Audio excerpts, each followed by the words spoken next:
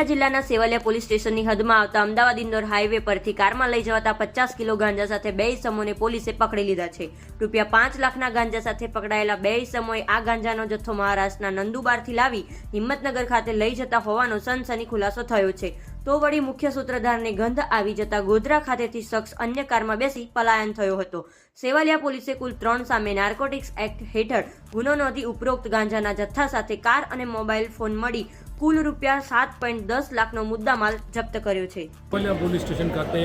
મહારાજના મોવાડા ચેકપોસ્ટ ઉપર ખેડા જિલ્લા પોલીસના જે જવાનો છે એ લોકો વાહન ચેકિંગ કરી રહ્યા હતા।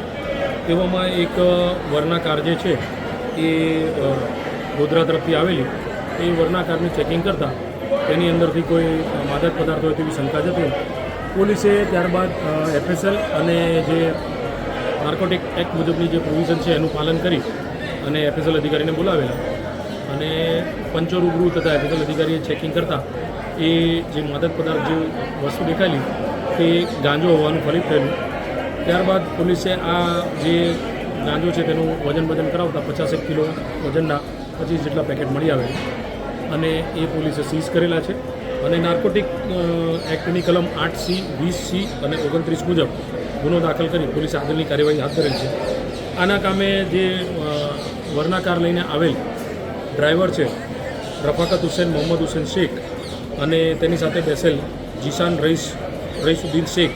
આ બેની પોલીસે અટક કરેલા છે અને એક અશફાક હુસેન જાહિર હુસેન શેખ નામનો જે આરોપી છે એ અન્ય વાહનમાં જતો રહેલો હોવાથી તેને પણ આ સંદર્ભે આરોપી તરીકે દર્શાવી પોલીસે તપાસ હાથ ધરેલ છે।